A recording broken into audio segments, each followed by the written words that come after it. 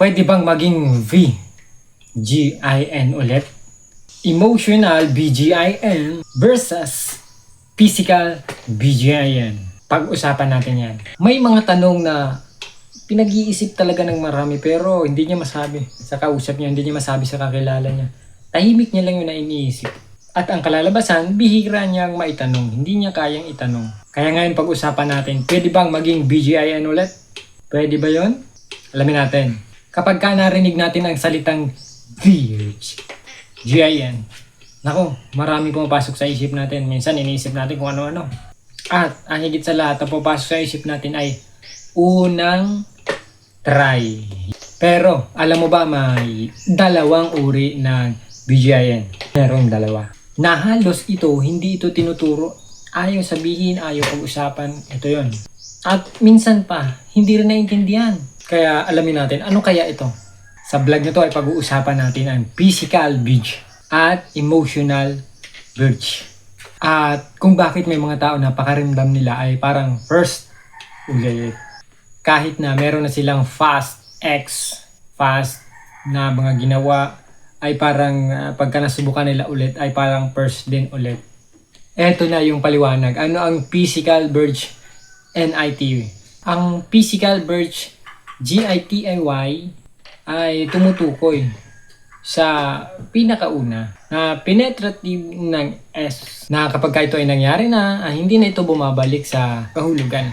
Hindi ito nare-reset ng panahon or ng ano paman, ng relasyon o kahit man pagbabago ng partner. Hindi na yan kayang baguhin yan.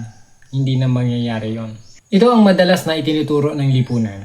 Lalo na sa babae na parang dito mismo sa kanyang V, nasusukat ang kanyang halaga.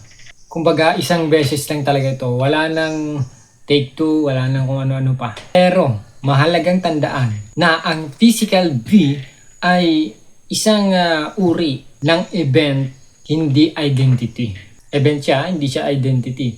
Na kapag nakita mo, yan, si hindi na V, hindi siya identity, hindi ganun. Kaya ang dapat nating alamin, ano naman itong emotional V? Alamin natin yan. Ito pumapasok ang mas malalim at bihirang pag-usapan. Ito yung unang beses mo na nagtiwala ka ng sobra sa tao. Naging emotional vulnerable ka, nakikipag-ugnayan ng walang takot at pressure. At ang nakakagulat, pwede itong ma-experience ulit. Narito ang halimbawa. Narito ang isang halimbawa ng tao na nagkaroon ng SMO dahil sa pressure, curiosity, conscious at maling timing. Walang emotional connection, walang safety, walang tunay na tiwala. Then pagkalipas na mga panahon nakilala niya ang tao na re-respeto sa kanya. Napakinggan siya, hindi minamadali. Sa sandaling iyon, kahit hindi na siya physical V, ay pwede niyang maramdaman yung emotional first time. Pwede niyang maramdaman yun talaga. Kasi nga, parang nakuha niya yung pinakamagandang paraan kung paano nila gagawin yon, basta yung pinaka the best na tao na para sa kanya. Ito ang dahilan kung bakit may mga tao na nagsasabi, hindi ito parang dati, iba ito. Kaya nga, hindi lahat ng first ay meaningful. Hindi lahat ng meaningful na karanasan ay first. Ang trauma ay pwedeng pumatay ng V. Sigurado yan. Pero, pwede rin itong gumaling. Emotional ay nakadepende naman sa consent.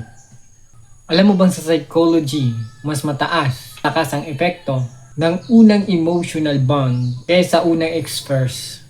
Ibig sabihin, mas tumatatak sa isip at emosyon kung paano siya minahal. Kaysa naman sa unang pakikipag-S sa kanya. Mas tumatatak yung patungkol sa love. Kumbaga, maibabalik talaga ang V ng isang babae sa pamamagitan ng emotional. Kahit ikaw ay hindi na V, mararanasan mo pa rin ang pinaka-pleasure at pakiramdam ng unang S. Dahil alam naman natin, ang unang S natin ay talagang, di ba, sa part ng girl ay hindi yun masaya. Alam nyo yun, mga girl. Lalo na sa ilan ay iba, kaba talaga yung pakiramdam. Dahil ito ang unang beses na talagang mararanasan mo na yan yung pinaka-first mo. Hindi lang nangyayari sa katawan, kundi sa damdamin na rin. Yes, tama. involved talaga ang damdamin dyan. Maraming tao ang may experience pero hindi sila makaramdam ng tunay na saya. Hindi makaramdam ng tunay na respeto, tunay na koneksyon kapag ito ay napag-uusapan. Emotional safety at pagmamahal na dapat ialay sa kanya. Pinakalas naman talaga, hindi mo dapat isipin yung patungkol sa mga ganyang bagay.